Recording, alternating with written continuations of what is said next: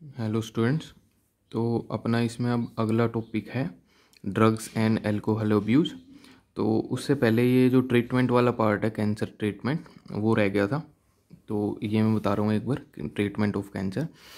तो इसमें कह रहा है कि कॉमन अप्रोच क्या होती है ट्रीटमेंट के लिए, कैंसर के ट्रीटमेंट के लिए क्या करेंगे, surgery, radiation therapy and immunotherapy कि ओवरऑल एक कॉम्बिनेशन बना के ट्रीट किया जाता है कैंसर को, जिसमें क्या क्या करेंगे, सर्जरी करेंगे यानी कि जो बड़ा पार्ट है ट्यूमर का उसको रिमूव कर देंगे सर्जरी के थ्रू। उसके बाद आता है रेडिएशन थेरेपी। रेडिएशन थेरेपी में क्या करते हैं, पर्टिकुलर्स जो रेज होती हैं वो डालते हैं ट्यूमर सेल के ऊपर कि भाई बड़ा पार्ट ट्यूमर का रिमूव कर दिया, उसके बाद भी कुछ ट्यूमरस सेल रह गई तो उन पे रेडिएशन डाल के उनको किल किया जाता है। बट ये ध्यान रखा जाता है कि साइड में जो भी नॉर्मल टिश्यू है वो डैमेज ना हो। उसके बाद है इम्यूनोथेरेपी कि उसके अलावा ऐसी ड्रग्स दी जाती हैं, मेडिसिन दी जाती हैं जो ओवरऑल अपने इम्यून सिस्टम को क्या करेंगी, बूस्ट अप करेंगी। तो इनका कम्बिनेशन बना के अप्रोच फॉलो की जाती है ट्रीटमेंट के लिए। अब इनमें बता रखा है रेडियोथेरेपी में जैसे क्या करेंगे, रेडिएशन थेरेपी या रेडियोथेरेपी में ट्यूमर सेल्स आर इरेडिएटेड लिथली कि उनको रेडिएशन डाल के किल किया जाता है ट्यूमर सेल को। क्या ध्यान रखा जाता है, taking proper care of the normal tissue surrounding the tumour mass कि ट्यूमर मास के आसपास की जो नॉर्मल सेल हैं उनको हार्म नहीं होना चाहिए, वो रेज उन पे स्ट्राइक नहीं करनी चाहिए, बस ट्यूमर सेल्स हैं वो किल हो जाए उनसे। तो ये करते हैं। उसके अलावा several chemotherapeutic drugs are use to kill cancerous cell कि बहुत सारी अपन ने मेडिसिनल दवा मेडिसिन बना रखी हैं, उनका भी यूज़ करते हैं इनको किल करने के लिए।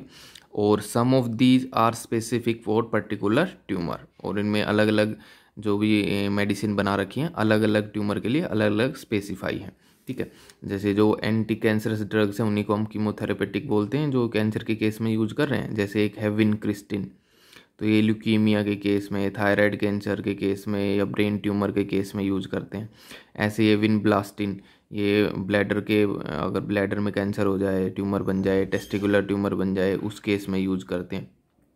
ठीक है, तो पर्टिकुलर अलग अलग थेरेपेटिक ड्रग हैं जो अलग अलग केस में यूज़ होती हैं। ठीक है, फिर कह रहा है मेजोरिटी ऑफ ड्रग्स की ये यूज़ तो करते हैं, लेकिन मेजोरिटी ऑफ ड्रग्स क्या करती हैं, have side effect like hair loss and anaemia. लेकिन इनके लगभग सबके ही साइड इफ़ेक्ट तो देखने को मिलते हैं अपनी बॉडी में। हेयर लॉस होने लग जाएगा, एनीमिया की कंडीशन होने लग जाएगी, ठीक है, खून की कमी होने लग जाएगी, ये ओवरऑल इनके साइड इफ़ेक्ट भी दिखने लग जाते हैं। और ज़्यादातर जो कैंसर होते हैं, most cancer are treated by combination कि इन सब का कम्बिनेशन बना के ट्रीट किया जाता है, किसी एक तरीके से हम उसको डील नहीं कर सकते। Is treated by combination of surgery करेंगे, रेडियोथेरेपी एंड कीमोथेरेपी। तो सर्जरी में बड़ा पार्ट ट्यूमर का है वो रिमूव कर दिया, उसके बाद कुछ सेल्स, ट्यूमरस सेल रह गई, उनको रेडिएशन डाल के किल करेंगे, और उसके बाद कीमोथेरेपी, उसको थेरेपेटिक ड्रग्स दी जाएंगी, ऐसी मेडिसिन दी जाएंगी जो उसकी इम्यून सिस्टम को ओवरऑल बूस्ट अप करके रखे, उससे लड़ने में हेल्प करे। तो ये एक कम्बिनेशन बना के यूज किया जाता है वो ज़्यादातर कैंसर के केस में। उसके बाद आते कि भाई अपना इम्यून सिस्टम है वो क्यों नहीं ट्यूमर सेल्स को किल करने में, ख़त्म करने में रोल प्ले करता, क्योंकि अपना इम्यून सिस्टम है। अब वो जो ट्यूमरस सेल हैं, ट्यूमर सेल बन गई, वो एक्चुअली हमारी नॉर्मल सेल ही क्या करने लग गई थी, अनकंट्रोल डिवीजन करने लग गई थी, डिवाइड होकर अपना नंबर इंक्रीज करने लग गई थी, तो उसने ट्यूमर बना दिया था। तो एक्चुअली तो वो हमारी बॉडी की ही सेल है, तो अपना इम्यून सिस्टम उनको फॉरेन एजेंट, फॉरेन सेल नहीं मानता। तो फॉरेन सेल उनको नहीं मानेगा तो वो उनको किल करने में रोल प्ले नहीं करेगा। तो ये कह रहा है कि tumour cells have been shown to avoid detection and destruction by immune system कि इम्यून सिस्टम उसको डिटेक्ट करके डिस्ट्रक्ट करने में रोल प्ले ही नहीं कर सकता, क्योंकि वो तो उसको फॉरेन सेल मानता ही नहीं है। देयरफॉर इसलिए the patients are given substance called biological response modifier such as alpha interferon. तो उन पेशेंट्स को क्या दिए जाते हैं, बायोलॉजिकल रेस्पॉन्स मॉडिफायर के जो अपने इम्यून सिस्टम का रेस्पॉन्स है वो क्या हो जाए, मॉडिफाई हो जाए। कैसे मॉडिफाई हो जाए कि वो ट्यूमर सेल को क्या मानने लग जाए, फॉरेन सेल मानने लग जाए और उनको किल करने लग जाए। तो ऐसे बायोलॉजिकल रेस्पॉन्स मॉडिफायर दिए जाते हैं सच एज अल्फा इंटरफेरोन। ये क्या करेंगे, which activate their immune system and help in destroying the tumour, कि वो उनके इम्यून सिस्टम को एक्टिवेट करे और ट्यूमर को डिस्ट्रॉय करने में, ख़त्म करने में रोल प्ले करे। क्योंकि नॉर्मली तो अपना इम्यून सिस्टम ट्यूमर सेल को किल नहीं करता, क्योंकि वो उसको फॉरेन सेल नहीं मान रहा, वो तो अपनी बॉडी की ही सेल है। तो ऐसे बायोलॉजिकल रेस्पॉन्स मॉडिफायर भी दिए जाते हैं, जैसे कि अल्फा इंटरफेरोन, जो एक्टिवेट करते हैं किसको, अपने इम्यून सिस्टम को, और उस ट्यूमर को किल करने में रोल प्ले करेंगे। ठीक है, तो ये है ट्रीटमेंट ऑफ कैंसर। तो इसमें ये मेजर अप्रोच याद रखनी है, surgery, radiation therapy, immunotherapy use करते हैं। रेडिएशन थेरेपी में ट्यूमर सेल को रेडिएशन डाल के किल करेंगे, टेकिंग प्रॉपर केयर करेंगे किसकी, नॉर्मल टिश्यू की जो सराउंड करता है। उसके अलावा ड्रग्स दी जाएंगी, मेडिसिनल ड्रग्स दी जाएंगी, जो अलग अलग ट्यूमर के केस में अलग अलग होती हैं। लेकिन इनके क्या भी दिखेंगे, साइड इफ़ेक्ट दिखेंगे बॉडी में, हेयर लॉस होने लग जाएगा, अनीमिया होने लग जाएगा, ये दिक्कत है। और ज़्यादातर कैंसर है वो एक तरीके से ठीक नहीं होता, उनके लिए वो कम्बिनेशन में यूज़ होती हैं सारी चीज़ें, सर्जरी, रेडियोथेरेपी, कीमोथेरेपी, वो सब कुछ मिलके यूज़ करनी पड़ती है। और ट्यूमर सेल को कौन डिटेक्ट नहीं कर पाता है, अपना इम्यून सिस्टम उनको डिटेक्ट नहीं करेगा, क्योंकि वो उनको फॉरेन सेल नहीं मानता। तो इसलिए उन पेशेंट्स को क्या देते हैं, बायोलॉजिकल रेस्पॉन्स मॉडिफायर देते हैं, जैसे कि अल्फा इंटरफेरोन। और वो उस पर्सन के इम्यून सिस्टम को क्या कर देंगे, एक्टिवेट करेंगे, किसके खिलाफ, ट्यूमर सेल के खिलाफ, और हेल्प करेंगे इन डिस्ट्रॉइंग द ट्यूमर को किल करने में रोल प्ले करेंगे। ठीक है, तो ये आपका कैंसर वाला पार्ट पूरा हो गया है। तो आपको ये आपकी नोटबुक में नोट करना है, साथ में याद करना है अच्छे से। उसके बाद आपका अगला है topic, drugs and alcohol abuse. तो वही ये भी काफ़ी इम्पोर्टेंट पार्ट है, जिससे आपके बोर्ड में, नीट में क्वेश्चन आ रहे हैं। ठीक है, तो ये तीनों ही पार्ट इम्पोर्टेंट है, एड्स वाला, कैंसर और ड्रग्स एंड एल्कोहल यूज। कि ठीक है भाई, डिजीज़ में एड्स, कैंसर आजकल ये ज़्यादा प्रॉब्लम है इनसे रिलेटेड, जो सक्सेसफुली ट्रीट नहीं हो रही हैं। लेकिन उनके अलावा एक और प्रॉब्लम क्या है, किससे रिलेटेड है, ड्रग्स का ज़्यादा यूज़ हो रहा है, एल्कोहल अब्यूज़ हो रहा है, एल्कोहल का ज़्यादा यूज़ हो रहा है, कंजम्पशन हो रहा है, ख़ास मेनली किन के अंदर, जो यंग इंडिविजुअल्स हैं उनके अंदर ज़्यादा हो रहा है, तो यूथ के अंदर। तो उससे रिलेटेड एक आपके पूरे पैराग्राफ है, जिनमें डिफरेंट टाइप्स की ड्रग्स बता रखी हैं जिनका अब्यूज़ किया जाता है, जिनको यूज़ किया जाता है। जैसे नॉर्मल तो हम ड्रग्स किस लिए यूज़ करते हैं, मेडिसिनल पर्पज़ के लिए यूज़ करते हैं। लेकिन इनके अलावा अगर वो यूज़ हो रही हैं नशा वगैरह करने के लिए, तो वो वाला क्या बोला जाता है, अब्यूज़ वाला केस बोला जाता है। ठीक है, तो शुरू में तो इसमें जनरल पैराग्राफ है, कह रहा है survey and statistics show that use of drugs and alcohol have been on rise specially among the youth, कि यूथ के अंदर इनका ट्रेंड बढ़ रहा है ड्रग यूज का, एल्कोहल का। और this is really a cause of concern as it could result in many harmful effect. तो ये ज़्यादा हार्मफुल इफेक्ट लीड करेगा आने वाले टाइम में। तो इससे हम कैसे बचा सकते हैं उनको, proper education and guidance would enable youth to safeguard themselves against these dangerous behavior pattern and follow healthy lifestyle। तो अगर उनको प्रॉपर एजुकेशन होगी इनके, उनको डिसएडवांटेज पता होंगे, क्या क्या दिक्कतें आ सकती हैं इनसे रिलेटेड, वो अगर उनको प्रॉपरली गाइड किया जाए, गाइडेंस दी जाए, एजुकेशन प्रोवाइड की जाए, तो उनको इनसे बचाया जा सकता है और उनको फॉलो की करवाई जा सकती है हेल्दी लाइफस्टाइल। ठीक है, अब है कि कौन कौन सी, यहाँ से आपका मेन चालू हो रहा है कि कौन कौन सी ड्रग्स हैं जो मेनली यूज की जाती हैं, अब यूज की जाती हैं। तो drugs which are commonly abuse are opioids. अब ये 3 ड्रग्स आएंगी, तीनों आपको याद करनी है। ओपोइड्स, दूसरी है कैनाबिनोइड्स, ये ग्रुप है, इनके अंदर काफ़ी आती हैं, opioids, cannabinoids and Coca alkaloids. तो ये 3 तरह की मेनली ड्रग्स हैं जिनको अब्यूज किया जाता है, opioids, cannabinoids and Coca alkaloids. और ये मेजोरिटी, ये सारी ऑब्टेन कहाँ से हो रही हैं, majority of these are obtain from flowering plants. Flowering plant से ली जाती हैं, उनके किसी पार्ट से। किसी में लीफ का लेटेक्स पार्ट, लीफ के अंदर जो चिपचिपा म्यूकस लाइक सब्सटेंस रिलीज होता है लेटेक्स, उससे निकालते हैं। किसमें फ्लोवर का पार्ट से निकालते हैं, किसमें इन्फ्लोरोसेंस से निकालेंगे, उनके अलग अलग कम्बिनेशन को मिक्सअप कर देंगे। जो उनका इन्फ्लोरेसेंस में जूस निकल रहा है, या फ्लोवर का टॉप पार्ट है, या लीफ से निकल रहा है, उनको अलग अलग कम्बिनेशन में मिक्स करके ये अलग अलग ड्रग्स बनाई जाती हैं। तो ये लाइन इंपॉर्टेंट है कि majority of these are obtain from flowering plants, flowering plant से ज़्यादातर ऑब्टेन की जाती हैं, and some are obtain from fungus, इनमें से कुछ किससे भी ऑब्टेन की जाती है, फंगस से भी ऑब्टेन की जाती है। ठीक है, जैसे एक होती है LSD, lysergic acid di ethyl amide, LSD होती है, वो फंगस से ऑब्टेन करते हैं। तो ज़्यादातर फ्लोवरिंग प्लांट से ऑब्टेन होती हैं, कुछ उनमें से फंगस से ऑब्टेन होती हैं। तो अब यहाँ से ये सारा इंपॉर्टेंट चालू हो गया है, इसमें से कोई ना कोई लाइन पक्का क्वेश्चन बन के आती है आपके बोर्ड में, तो ये वाली भी याद रखनी है। मोस्टली किससे ऑब्टेन करेंगे ड्रग्स, ये फ्लोवरिंग प्लांट से, और कुछ उससे किससे भी ऑब्टेन होती हैं, फंगस से। 3 मेन क्राइटेरिया ग्रुप क्या बना रखे हैं जिनमें इनको क्लासीफाई कर रखा है, ओपोइड्स, कैनाबिनोइड्स एंड कोकाइलक्लोइड्स, ये 3 तरह की मेनली हैं। तो इसमें अब फर्स्ट बता रखी है जो डिस्क्राइब है ओपोइड्स।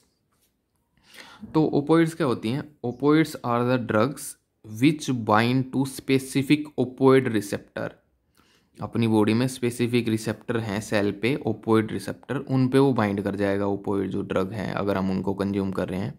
और ये ओपोइड रिसेप्टर कहाँ होगा, present in our central nervous system and gastrointestinal track.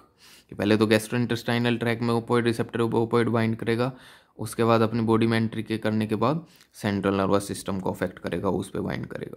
ठीक है, तो ये भी पूछते हैं कि कौन से ओपोइड रिसेप्टर कहाँ प्रेजेंट होंगे अपनी बॉडी में, GI ट्रैक में और CNS के अंदर। फिर मेनली इसका एक एग्जांपल कौन है ओपोइड ड्रग का, हीरोइन। तो heroine commonly cold smack, smack भी बोलते हैं इसको। ये क्या होता है, ये एक्चुअली में is chemically diacetyl morphine, कि ओपोइड में हम मेनली प्लांट से क्या ऑब्टेन करते हैं, कौन सा केमिकल, मोर्फिन। लेकिन ये स्मैक या हीरोइन बनाने के लिए उस मोर्फिन का क्या कर देते हैं, एसिटाइलेशन, उसमें एसिटाइल ग्रुप ऐड कर देते हैं। तो जो ये तैयार किया एसिटाइलेशन के बाद स्मैक या हीरोइन, ये एक्चुअली में क्या है, केमिकली ये क्या है, is chemically diacetyl morphine, जो कैसी होती है, विच इज ए वाइट, ये उसकी प्रॉपर्टी है, उसमें कैसी होती है, white odourless bitter crystalline compound रहती है। तो ऐसी फॉर्म में ये ड्रग्स रहती है जिसको कंज्यूम करते हैं। और ये ऑब्टेन कैसे की, this is obtain by acetylation of morphine, कि एक्चुअली में तो प्लांट से हमने क्या, कौन सा केमिकल निकाला था, मोर्फिन, उसका क्या किया, एसिटाइलेशन। तो उस डाई एसिटाइल मोर्फिन को हमने क्या बोल दिया, स्मैक या हीरोइन बोल दिया। और ये कौन सी कैटेगरी में आता है, ओपोइड्स में आता है। ओपोइड्स के रिसेप्टर कहाँ प्रेजेंट होंगे, अपने GI ट्रैक में और सेंट्रल नर्वस सिस्टम में। ठीक है, तो ये कैसे ऑब्टेन की, कौन सा केमिकल निकाला था प्लांट से, this is obtain by acetylation of morphine. और ये मोर्फिन कहाँ से एक्सक्रेट किया, which is excreted from the latex of poppy plant Papaver somniferum, कि ये कहाँ से ऑब्टेन किया था, मोर्फिन लेटेक्स ऑफ जो पोपी प्लांट है पेपेवर सोमनिफेरम, ये प्लांट का नाम याद रखना है, पेपेवर सोमनिफेरम, उसके लेटेक्स से, उसके लीफ के अंदर जो चिपचिपा सब्सटेंस बन रहा था, उससे वो क्या ऑब्टेन किया, मोर्फिन ऑब्टेन किया। तो ये अब ये मोर्फिन का डायग्राम दिखा रखा है आपके, तो ये आपको मोर्फिन का डायग्राम याद करना है कि केमिकल स्ट्रक्चर कैसा है मोर्फिन का, एक बार देख लेना, बस समझ आना चाहिए कि ये मोर्फिन का डायग्राम है और ये प्लांट है पेपेवर सोमनिफेरम, ओपियम पोपी बोलते हैं या पेपेवर सोमनिफेरम। तो इसके लेटेक्स से ऑब्टेन किया मोर्फिन, उस मोर्फिन का क्या कर दिया, एसिटाइलेशन, और उस एसिटाइलेशन से जो बनाया हमने उसको बोला स्मैक या हीरोइन। ठीक है, अब है कि फिर इससे क्वेश्चन पूछते हैं कि इसको इनटेक कैसे करते हैं इसका। तो ये जनरली कैसे इनटेक करते हैं हीरोइन स्मैक का, जनरली टेकन बाय स्नोटिंग, स्नोट करते हैं इसको, इनहेल करते हैं नेजल पाथवे से, जनरली टेकन बाय स्नोटिंग, या फिर इसको कैसे लेंगे, एंड इंजेक्शन। तो 2 मेन तरीके पूछते हैं कैसे इसको इनहेल क्या करते हैं, पहला तो स्नोटिंग, दूसरा इंजेक्शन के थ्रू। और अब फिर पूछते हैं कि अपनी बॉडी में ये अफेक्ट क्या डालेगा, कि हीरोइन जो है वो क्या है, डिप्रेसेंट, कि अपनी बॉडी की जो एक्टिविटीज़ हैं उनको क्या कर देगा, स्लो डाउन कर देगा। Heroin is a depressant and slow down body functions, और अपनी बॉडी के फंक्शंस को क्या कर देगा, स्लो डाउन कर देगा। ठीक है, ये भी 1 मार्क में आ चुका है क्वेश्चन कि फंक्शनिंग कैसे करता है। तो हीरोइन क्या है, depressant and slow down body function. Generally taken कैसे करते हैं, स्नोटिंग से, नेजल पाथवे में स्नोट करेंगे, या फिर इंजेक्शन से लेंगे। ऑब्टेन किससे करेंगे? From the latex of poppy plant Papaver सोमनिफेरम, ठीक है। और एक्चुअली में कौन सा केमिकल है? मॉर्फिन। कैसे बनाया? बाई एसिटाइलेशन ऑफ मॉर्फिन से हमने हेरोइन या स्मैक बनाया, जो कैसा है? वाइट। अगर उसके करेक्टरिस्टिक फीचर आ जाएं, वाइट ऑर्डरलेस क्रिस्टलाइन कंपाउंड है जो हमने ऑब्टेन किया है, ठीक है। उसके रिसेप्टर कहाँ प्रेजेंट मिलेंगे? अपने जीआई ट्रैक में और सेंट्रल नर्वस सिस्टम के अंदर प्रेजेंट मिलेंगे, ठीक है। तो ये सारी लाइंस इंपॉर्टेंट हैं, अच्छे से याद करनी है, सबके बारे में जो जो करेक्टर एक्सप्लेन कर रखा है, ठीक है। इसमें अब अगला आता है, अगला जो ग्रुप ऑफ ड्रग्स बना रखा है जो आपको पढ़ना है वो कौन सा है?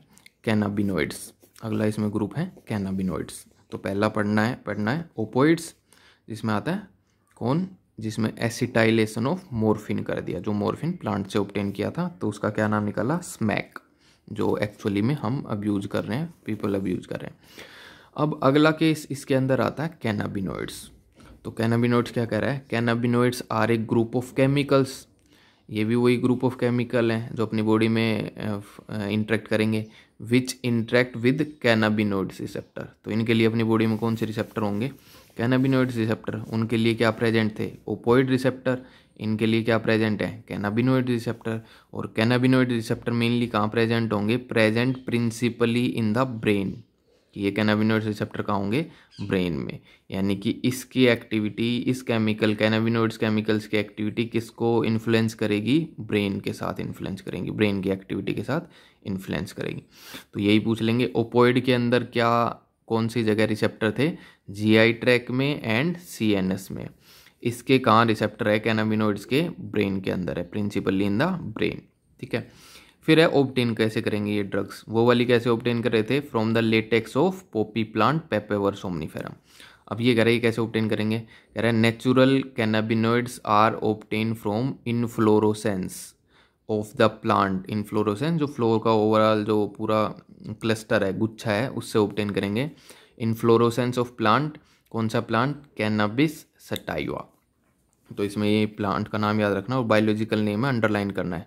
पेपेवर सोमनिफेरम भी बायोलॉजिकल नेम है, अंडरलाइन करना है। तो naturally cannabinoids are obtain from inflorescence of plant cannabinoids cannabis sativa, इससे ऑब्टेन करेंगे। इसके कौन से पार्ट से? कि द फ्लोवर टॉप, फ्लोवर का टॉप पार्ट है, लीव्ड एंड रेजिन, रेजिन जो म्यूकस सब्सटेंस बनेगा उनमें, of cannabis plant are use in various combinations. इनके अलग अलग कॉम्बिनेशन बनाएंगे, क्या बनाने के लिए? To produce marijuana. तो मैरिजुआना एक कैनाबिनोइड है। हसीस, चरस, गांजा, ये सारे के सारे क्या हैं? कैनाबिनोइड्स हैं, जो अलग अलग कॉम्बिनेशन से तैयार होते हैं। कौन से प्लांट के? कैनाबिस सटाइवा के। और उसमें उसका इनफ्लोरोसेंस यूज होएगा, ऊपर वाला पार्ट जिसमें मेन कौन आता है? फ्लोवर का टॉप, लीफ, उसमें प्रोड्यूस होने वाला रेजिन, उसको अलग अलग कॉम्बिनेशन में मिक्स करेंगे और अलग अलग तरह के कैनाबिनोइड्स ऑब्टेन करेंगे, लाइक मैरिजुआना, हसीस, चरस, गांजा, ये सारे ऑब्टेन किए जाते हैं। ये सारे क्या हैं? कैनाबिनोइड्स। फिर आता है कि भाई जनरली इनको कैसे टेक करेंगे? तो जनरली टेकन बाई इनहेलेशन, या तो इनहेल करेंगे या फिर इसको क्या करेंगे? ओरल इंजेक्शन करेंगे, ठीक है। लिक्विड फॉर्म में कंज्यूम करते हैं, ओरल इंजेक्शन। तो ये दोनों तरीके पता होने चाहिए। वो वाले कैसे इनटेक कर रहे थे? स्नॉर्टिंग एंड इंजेक्शन के हेल्प से। लेकिन ये वाला कैसे कर रहे हैं? या तो इनहेल ही करेंगे या फिर ओरल इंजेक्शन, लिक्विड फॉर्म में इंजेस्ट करेंगे। और ये किस पे इफेक्ट डालेंगे? वो अपनी बॉडी में क्या इफेक्ट डाल रहे थे? हीरोइन डिप्रेसेंट था और स्लो डाउन कर रहा था बॉडी फंक्शन को। ये क्या करते हैं? These are known for their effect on cardiovascular system of the body. Cardiovascular system मतलब अपने सर्कुलेटरी सिस्टम पे, हार्ट एक्टिविटी पे इन्फ्लुएंस डालेगा। और एक्चुअल में ये अपनी कार्डियोवास्कुलर सिस्टम की एक्टिविटी को क्या कर देता है? इंक्रीज कर देता है, ठीक है। तो यानी कि ब्लड प्रेशर इंक्रीज होने लग जाएगा, एनर्जी स्टेटस बॉडी में इंक्रीज होने लग जाएगा, ठीक है। स्लो डाउन नहीं होगी इस केस में बॉडी, जबकि ज़्यादा एक्टिविटी बॉडी की इंक्रीज हो जाएगी, इन्फ्लुएंस होगी, इंक्रीज हो जाएगी, ठीक है। तो इसमें ये लाइन याद करनी किसको अफेक्ट करेगा, कार्डियोवास्कुलर सिस्टम को। उसमें क्या लाइन याद करनी थी हीरोइन में, डिप्रेसेंट है और स्लो डाउन करेगा, लेकिन ये वाला स्लो डाउन नहीं करेगा, ओवरऑल एक्टिविटी इंक्रीज करेगा कार्डियोवास्कुलर सिस्टम की। कैसे इनटेक करेंगे, इनहेलेशन करेंगे या ओरल इंजेक्शन करेंगे। क्या क्या फॉर्म्स में मिलेगा कैनाबिनॉइड्स, मैरिजुआना, हशीश, चरस, गांजा, इन फॉर्म्स में मिलेगा। कैसे ऑब्टेन किया, कौन से पार्ट से प्लांट के, फ्लोवर, टॉप, लीफ, रेजिन जो है कैनबिस प्लांट का वो यूज किया अलग अलग कॉम्बिनेशंस में, ठीक है। और इसके रिसेप्टर अपनी बॉडी में कहाँ मिलेंगे, principally present in the brain, ठीक है। तो ये इतने हर पॉइंट अच्छे से याद करना है, कोई भी पॉइंट इसमें आता रहता है, हर बार रिपीट क्वेश्चन आता रहता है, ठीक है। तो ये याद करना है। इसमें स्केलेटन स्ट्रक्चर दिखा भी रखा है कैनाबिनॉइड्स का, तो बस अब देख लेना कैनाबिनॉइड्स के स्ट्रक्चर में मॉर्फिन के स्ट्रक्चर में क्या डिफरेंस है, ठीक है। आपको ऐसी स्ट्रक्चर बनाना नहीं है, बस आपको ये डिफरेंस पता होना चाहिए कि अगर आ जाए बना बनाया कि पूछ लें कि कौन सा कैनाबिनॉइड्स है, कौन सा मॉर्फिन का स्ट्रक्चर है, तो आपको पता होना चाहिए, ठीक है। ये लीफ दिखा रखी है कैनाबिस टाइवा की, जिसको यूज करते हैं अलग अलग कॉम्बिनेशन में बनाने के लिए, ठीक है। उसके बाद तीसरा जो ग्रुप आता है ड्रग्स का जो यूज़ करते हैं, आप यूज़ करते हैं, वो कौन सा है, कोका एल्कलॉइड, या इनको सिंपली क्या बोलते हैं, कोकीन, ठीक है। तो आपने सुना होगा ये वाला कोकीन। तो कह रहा कोका एल्कलॉइड या कोकीन ये किससे ऑब्टेन होगा, कौन से प्लांट से ऑब्टेन होगा, is obtain from Coca plant, जिसको क्या बोलते हैं, इराइथ्रोजाइलम कोका। तो ये प्लांट का नाम इंपॉर्टेंट है सबसे पहले तो, Erythroxylum coca, native to South America, कि मेनली ये प्लांट कहाँ होता है, साउथ अमेरिका में, इराइथ्रोजाइलम कोका, जिससे क्या ऑब्टेन करेंगे, कोकीन, कोका एल्कलॉइड ऑब्टेन करेंगे, ठीक है। अब ये अपनी बॉडी में क्या काम करेगा, it interfere with the transport of neurotransmitter dopamine. तो ये किसके साथ इंटरेक्ट करेगा, किसके ट्रांसपोर्ट को इंटरफेयर करेगा, रोकेगा, अपने न्यूरोट्रांसमीटर रिलीज हो रहा है कौन सा, डोपामिन। तो अगर डोपामिन की एक्टिविटी अपनी बॉडी में स्लो डाउन हो गई तो अपने को क्या फील होगा, अपनी बॉडी में इंक्रीज एनर्जी लेवल फील होने लग जाएगा, ठीक है। यूफोर्बिया की कंडीशन फील होने लग जाएगी। यूफोर्बिया क्या, कि वेलनेस कंडीशन फील होने लग जाएगी, जो अपने ओवरऑल लेवल है टेंशन का वो डिक्रीज हो जाएगा, ठीक है। बॉडी ओवरऑल थोड़ी स्लो डाउन सी हो जाएगी, इंक्रीज एनर्जी लेवल इंक्रीज हो जाएगा, लेकिन ओवरऑल जो अपनी मेंटल एक्टिविटीज हैं वो थोड़ी स्लो डाउन हो जाएंगी, ठीक है। यूफोर्बिया कंडीशन बोलते हैं उसको। तो it interfere with the transport of neurotransmitter dopamine.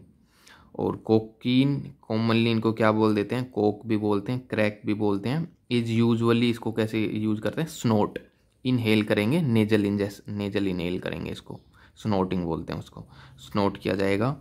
और किस पे एक्ट करेगा, it has a potent stimulating action on central nervous system. किसको अफेक्ट करेगा, सेंट्रल नर्वस सिस्टम को। तो सेंट्रल नर्वस सिस्टम को तो लगभग सारे ही अफेक्ट कर रहे हैं, सेंट्रल नर्वस सिस्टम को। और क्या करेगा, producing a sense of euphorbia, euphorbia wellness कि अच्छा फील हो रहा है, sense of euphorbia and increase energy, increase हो जाएगी एनर्जी लेवल। तो ओवरऑल जो प्रेशर फील हो रहा है माइंड में उसका लेवल क्या हो जाएगा, डिक्रीज हो जाएगा। जो अलग अलग तरह की मान लो टेंशन है उनका होना क्या हो जाएगा, कम हो जाएगा, डोपामिन की सिक्रेशन इंटरफेयर हो रही है उस केस में, ठीक है। तो producing a sense of euphorbia and increase energy. लेकिन अगर एक्सेसिव डोज हो जाए, एक्सेसिव कंज्यूम कर ले कोई, excessive dose of cocaine cause hallucination होने लग जाएगा, कि ओवरऑल उसके अंदर हेल्यूसिजेनिक प्रॉपर्टी आने लग जाएंगी, कि हो सकता है वो बेहोश हो जाए या उसकी ओवरऑल एक्टिविटी जो इन्फ्लुएंस हो जाए माइंड की एक्टिविटी। तो कह रहा है other well known plants with hallucinogenic property. इसके अलावा और कौन से प्लांट हैं जो अगर ज़्यादा कंज्यूम कर लें तो अपनी बॉडी में ज़्यादा इफेक्ट डाल सकते हैं, वो कौन से हैं, हेल्यूजेनिक प्रॉपर्टी वाले, एट्रोपा बेलेडोना एक ये भी है, इसके अलावा दतूरा। तो ये दो ऐसे अदर प्लांट्स हैं इसके अलावा, इराइथ्रोजाइलम कोका के अलावा, जो हेल्यूसिजेनिक प्रॉपर्टीज प्रोड्यूस कर सकता है, जिसमें अपनी बॉडी की फंक्शनिंग ज़्यादा बड़े लेवल पे इन्फ्लुएंस हो जाती है, ठीक है। फिर कह रहा है दीज डे, अब ये ख़त्म हो गया ये वाला पैराग्राफ कोका एल्कलॉइड कोकीन के बारे में। अब जो ऊपर पड़ा था कैनाबिनॉइड्स, उनके बारे में एक लाइन यहाँ लिख रखी है कि these day cannabinoids are also being abuse by some sports persons. कि कैनाबिनोइड्स का हमने देखा था वो किसको अफेक्ट करता है, कार्डियोवास्कुलर सिस्टम को, कि अपनी overall activity, heart activity increase करा देगा तो एनर्जी लेवल भी इंक्रीज हो जाएगा।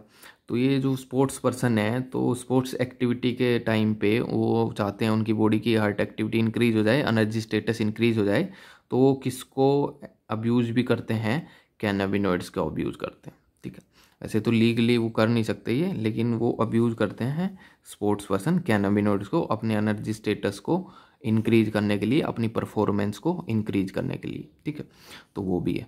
अब ये साइड में एक डायग्राम दिखा रखा है, फ्लोरिंग ब्रांच ऑफ धतूरा। तो इसमें भी हेलोजेनिक प्रॉपर्टी होती है जो अपने बॉडी को इन्फ्लुएंस कर सकती है, अपनी बॉडी की फंक्शनिंग को, ब्रेन की फंक्शनिंग को और किसी वाइटल ऑर्गन की फंक्शनिंग को जो अफेक्ट कर सकती हैं। ठीक है, तो ये तीनों के तीनों इम्पोर्टेंट है, हर एक पॉइंट इनमें इम्पोर्टेंट है। तीसरा फिर से बोल रहा हूँ, कोकीन वाला कि किससे ऑब्टेन होगा। सबसे पहले तो प्लांट का नाम इम्पोर्टेंट है, इराइथ्रोजाइलम कोका, कहाँ का नेटिव प्लांट है, साउथ अमेरिका का। किससे इंटरफेयर करेगा, with the transport of neurotransmitter dopamine. और इसको नॉर्मली कैसे इनटेक करते हैं, स्नोटिंग करते हैं इसको। और किसको अफेक्ट करेगा, अपने सेंट्रल नर्वस सिस्टम को अफेक्ट करेगा। क्या प्रोड्यूस करेगा, sense of euphorbia and increase energy status वो। और एक्सेसिव अगर डोज हो गई तो अपनी बॉडी में ज़्यादा इफेक्ट कर सकता है, वाइटल ऑर्गन्स को अफेक्ट कर सकता है, ब्रेन को अफेक्ट कर सकता है। और उस प्रॉपर्टी क्या बोलेंगे, हेलुसिजेनिक एक्टिविटी, हेलुसिजेनिक इफेक्ट वो प्रोड्यूस कर देगा। और इसके अलावा कौन है जो ज़्यादा एक्सेसिव हो जाएं तो एल्यूजेनिक प्रॉपर्टी शो कर सकते हैं, एट्रोपा, बेलेडोना और दतूरा। तो इतना कोकीन के बारे में याद करना है। उसके अलावा एक लाइन दे रखी है ऊपर कैनाबिनोइड्स वाले के बारे में कि वो अपनी कार्डियोवास्कुलर एक्टिविटी इंक्रीज कर रहे थे। तो कैनाबिनोइड्स इसलिए स्पोर्ट्स पर्सन क्या करते हैं, अब्यूज भी करते हैं अपनी परफॉर्मेंस इंक्रीज करने के लिए, एथलेटिक परफॉर्मेंस इंक्रीज करने के लिए। ठीक है, इसके बाद एक पैराग्राफ दे रखा है, इसमें से भी एक आधा क्वेश्चन आ जाता है। कह रहा है कि drugs like barbiturates, amphetamines and benzodiazepine, ये सारी क्या हैं, and other similar drugs that are normally use as medicine. कि भाई नॉर्मली तो इनका यूज होता है मेडिसिन के केस में। क्यों, to help patient cope with mental illness like depression and insomnia. Normally तो इनको यूज करते हैं सारी ड्रग्स को डिप्रेशन वाले केस में, या इंसोमनिया जिसको स्लीपीनेस हो रहा है, नींद नहीं आती, डिप्रेशन इंसोमनिया का जो पेशेंट है उनके लिए ड्रग्स नॉर्मली यूज की जाती हैं। लेकिन अगर इनका नॉर्मल से ज़्यादा एक्सेसिव यूज होने लग जाए तो उसको बोलेंगे हम ये क्या हो रही हैं, आर ऑफन अब्यूज।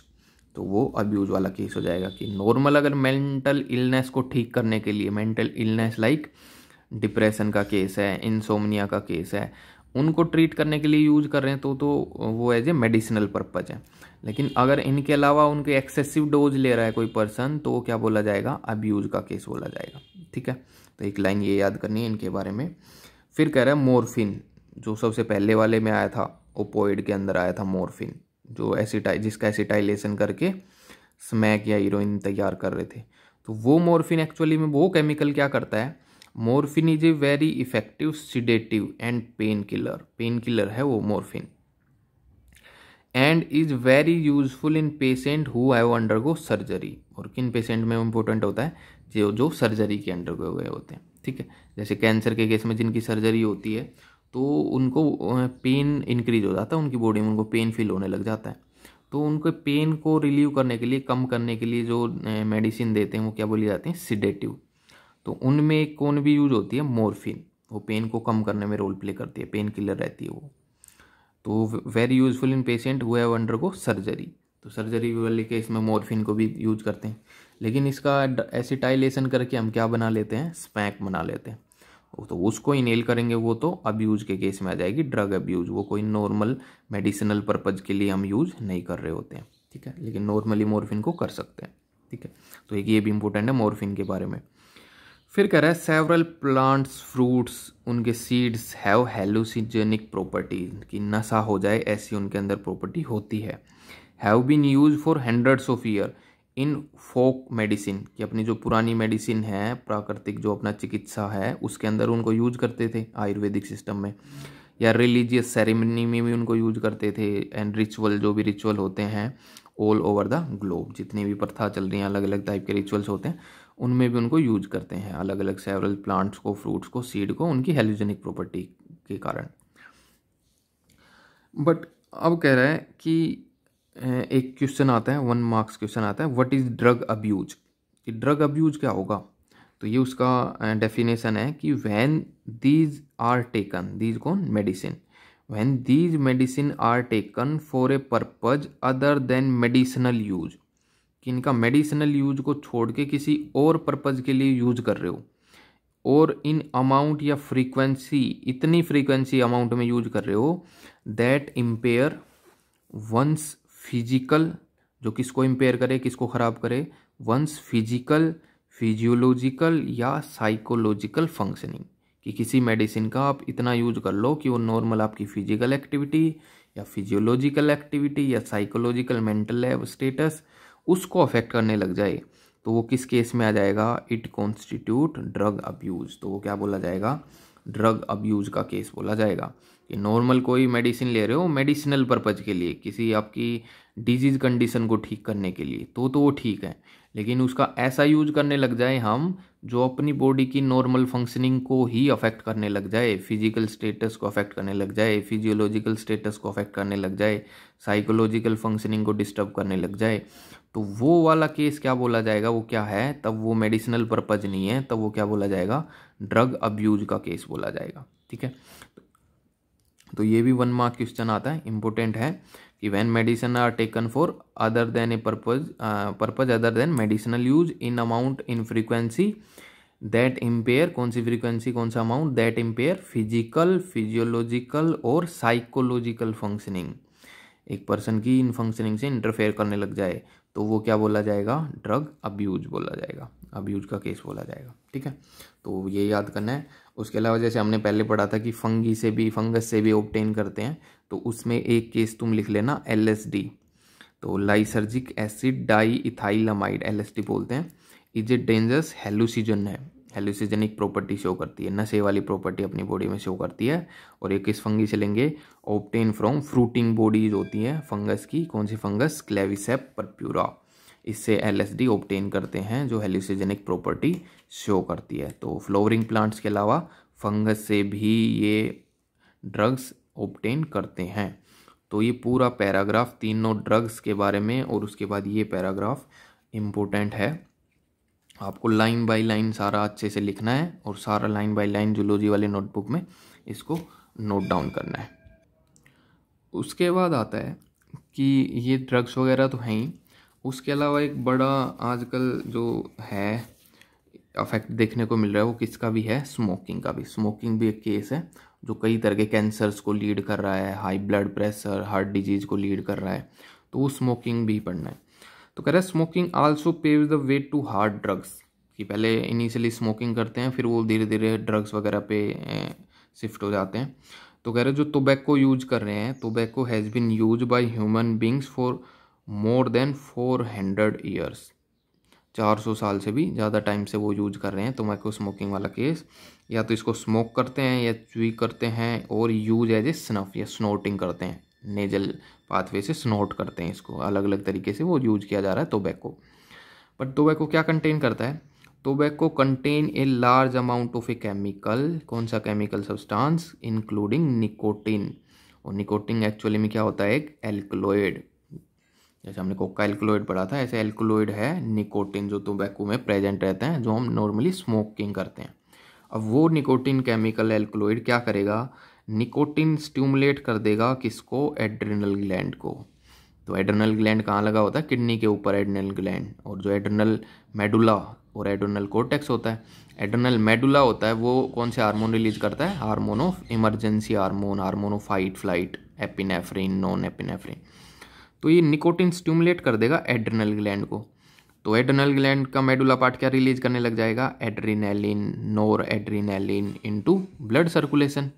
और ये दोनों तो अपने ब्लड प्रेशर को क्या कर देंगे, इंक्रीज, हार्ट रेट को क्या कर देंगे, इंक्रीज। तो इनटू ब्लड सर्कुलेशन, और बोथ ऑफ विच, दोनों क्या करेंगे, raise blood pressure and increase heart rate, ये दोनों बढ़ा देते हैं। तो ऐसे अगर अपना नॉर्मली भी फिर अगर जो स्मोकिंग कर रहा होगा पर्सन, उसका normal heart rate normal person के कंपेयर में क्या मिलेगा, ज़्यादा मिलेगा, क्योंकि उसकी स्मोकिंग की वजह से जो निकोटीन है वो उसके एड्रेनल ग्लैंड को एक्टिवेट कर रहा है, क्या रिलीज कराने के लिए, एपिनेफ्रिन, नॉन एपिनेफ्रिन या एड्रेनालिन या नॉर एड्रेनालिन। और ये दोनों का तो क्या इफेक्ट है, हार्ट एक्टिविटी को ही इंक्रीज करते हैं, ब्लड प्रेशर को, बीपी को इंक्रीज करते हैं। तो उस पर्सन का, स्मोकिंग करने वाले पर्सन का बीपी, अगर वो काफ़ी टाइम से स्मोकिंग कर रहा है, तो नॉर्मल पर्सन के कंपेयर में उसका ब्लड प्रेशर इंक्रीज तेज मिलेगा। अब कह रहा है चलो ये तो है ही, हार्ट रेट की एक्टिविटी अफेक्ट होगी, इसके अलावा भी क्या इफेक्ट है स्मोकिंग के। Smoking is associate with increase incidence of cancer, cancer को भी लीड कर सकता है, किसका cancer, cancer of lungs, bladder, urinary bladder and throat cancer, या ब्रोंकाइटिस हो जाएगा, inflammation of bronchi region, emphysema भी होने लग जाएगा, स्टिफनेस इंक्रीज हो जाएगी, स्मोकिंग की वजह से एम्फाइसीमा हो जाता है, एल्वियोलर सरफेस डैमेज हो जाता है लंग्स के अंदर, या कोरोनरी आर्टरी डिजीज हो जाएंगी, heart disease, coronary artery disease होती है, कोरोनरी आर्टरी होती है उनमें ब्लॉकेज होने लग जाएंगी हार्ट के अंदर, या ज़्यादा जैसे स्मोकिंग से अपने ओवरऑल बॉडी में कैसा, बॉडी टेम्परेचर भी इंक्रीज होने लग जाता है थोड़ा, उससे क्या हो जाएगा, गैस्ट्रिक अल्सर होने लग जाएंगे, अगर गर्मी इंक्रीज होने लग जाएगी, गैस्ट्रिक अल्सर, स्टमक में अल्सर, छाले होने लग जाएंगे, गैस्ट्रिक अल्सर। तो ये एडिशनल अगर इंक्रीज यूज हो रहा है स्मोकिंग का, तो ये भी देखने को मिल सकते हैं, ठीक है। और tobacco swimming is associate with increase risk of cancer of oral cavity. तो ये जितने भी वैसे तंबाकू मिलते हैं, इनसे क्या हो रहा है, ओरल केविटी का कैंसर इंक्रीज होने के चांस हो जाते हैं। और स्मोकिंग क्या करेगी, स्मोकिंग इंक्रीज कर देगी अपनी बॉडी में किसका लेवल, ब्लड में कार्बन मोनोऑक्साइड का लेवल, कि smoking increase carbon monoxide content in blood. तो कार्बन मोनोऑक्साइड किससे ज़्यादा अच्छे से बाइंड कर जाएगी, हीमोग्लोबिन से। तो उस हीमोग्लोबिन से फिर कौन नहीं बाइंड कर पाएगी, ऑक्सीजन नहीं बाउंड कर पाएगी, अलग हो जाएगी ऑक्सीजन, तो ऑक्सीजन लेवल कम हो जाएगा। तो smoking increase carbon monoxide content in blood and reduce the concentration of haemobound oxygen. Haemoglobin से बाउंड ऑक्सीजन का स्टेटस, कंसंट्रेशन बॉडी में क्या हो जाएगा, कम हो जाएगा, क्योंकि किसका लेवल बढ़ रहा है, कार्बन मोनोऑक्साइड का। इससे अपनी बॉडी में क्या होगा, this cause oxygen deficiency in the body के अंदर ऑक्सीजन की क्या होने लग जाएगी, डेफिशिएंसी होने लग जाएगी। तो ऑक्सीजन की पूर्ति करने के लिए, फुलफिलमेंट करने के लिए हार्ट की एक्टिविटी इंक्रीज हो जाएगी, और हार्ट की एक्टिविटी इंक्रीज होगी तो हार्ट रेट इंक्रीज होगा, ब्लड प्रेशर इंक्रीज हो जाएगा, और अगर ज़्यादा ब्लड प्रेशर इंक्रीज हो गया तो कोई आर्टरी कैपिलरी नेटवर्क वगैरह रप्चर भी हो सकता है, हेमरेज का केस भी बन सकता है अगर प्रेशर ज़्यादा इंक्रीज हो जाए तो, ठीक है। तो ये इंपॉर्टेंट पैराग्राफ है स्मोकिंग से रिलेटेड, कि वो अलग अलग तरह के कैंसर को लीड करता है, हार्ट एक्टिविटी को इन्फ्लुएंस करता है, और एक्चुअल केमिकल कौन सा रहता है, निकोटीन यूज करते हैं, वो निकोटीन एड्रेनल ग्लैंड को एक्टिवेट करेगा, adrenal gland epinephrine, non epinephrine release करने लग जाएगा, वो हार्ट की एक्टिविटी को इंक्रीज कर देंगे, ब्लड प्रेशर को इंक्रीज कर देंगे। इसके अलावा भी वो क्या करेगा, कैंसर कोज कर सकता है अलग अलग, जैसे lungs cancer, bladder cancer, throat cancer, smoking वाला केस, और स्विमिंग वाला केस ओरल कैविटी का कैंसर कर सकता है। इसके अलावा bronchitis, emphysema, coronary artery disease, heart disease, gastric ulcer, ये सारे भी हो सकते हैं। तो ये सारे याद करने हैं अच्छे से पॉइंट्स। उसके बाद कह रहा है, अभी एक जर्नल पैराग्राफ है कि van one by packet of cigarette one can not miss the statutory warning that is present on the packing which warns against smoking and say how it is injurious to health। तो कह रहा कोई भी जब smoking के packet, cigarette वगैरह के packet खरीदता है तो उस पर मेंशन रहता है, रिप्रेजेंट रहता है, कि वार्निंग लिखी रहती है, तो यही बताती रहती है कि ये स्मोकिंग क्या है, हमारे लिए हार्मफुल है, तो उसको अवॉइड करने की कोशिश करनी चाहिए। फिर कह रहा है yet smoking is very prevalent in society और both among young and old. कह रहे उसके बावजूद भी यंग हैं और ओल्ड पर्सन हैं, उनके अंदर काफ़ी देखने को मिल रहा है, इंक्रीज हो रहा है लेवल स्मोकिंग का। और knowing the danger of smoking and swimming tobacco and its additive natures, कि इन सब के पता है उनके काफ़ी डेंजरस इफेक्ट हैं। The youth and old need to avoid these habits. तो उसके जो नेगेटिव इम्पैक्ट्स हैं उनको ध्यान में रखते हुए कि इनके चांस बढ़ रहे हैं कैंसर होने के, हार्ट डिजीज होने के, या और गैस्ट्रिक अल्सर होने के, सो दैट इनको इन हैबिट्स को अवॉइड करना चाहिए, इनसे बचना चाहिए। क्योंकि अगर इंक्रीजिंग हो जाएगा, अगर लॉन्ग टाइम तक इनसे एक्सपोजर होगा तो वो पक्का डिजीज़ कंडीशन को लीड कर जाएगा। और एनी एडिक्ट रिक्वायर काउंसलिंग, अब जो भी कोई एडिक्ट हो गया है उनका, उसको क्या रिक्वायरमेंट है, काउंसलिंग की ज़रूरत है। And medical help to get rid of the habit, या और साथ में मेडिकल हेल्प की ज़रूरत है इससे बचने के लिए। तो उनको ये फॉलो करना चाहिए और कोशिश करनी चाहिए, अवॉइड करने की कोशिश करनी चाहिए, जो भी स्मोकिंग से रिलेटेड चीज़ें हैं उनको, उनसे एक्सपोजर होने से बचना चाहिए। तो ओवरऑल इस पैराग्राफ में डील है किससे रिलेटेड, स्मोकिंग से रिलेटेड डील है। तो आपको ये अच्छे से याद करना है। इसके अलावा सबसे पहले ये वाला याद करना है, ओपोइड से रिलेटेड, फिर कैनाबिनोइड से रिलेटेड, फिर कोकीन एल्कलॉइड से रिलेटेड। उसमें नीचे दे रखे हैं मेडिसिनल दवाई कौन सी है, मेडिसिनल ड्रग्स कौन सी हैं जो डिप्रेशन इंसोम्निया में यूज होती हैं। मॉर्फिन का काम बता रखा है, वो सीडेटिव पेन किलर होती है, सर्जरी में यूज होती है। उसके अलावा नीचे ड्रग अब्यूज़ की डेफिनेशन है, और उसके बाद ये स्मोकिंग वाला पैराग्राफ है। तो ये वाला पूरा अच्छा लाइन बाय लाइन आपको याद करना है।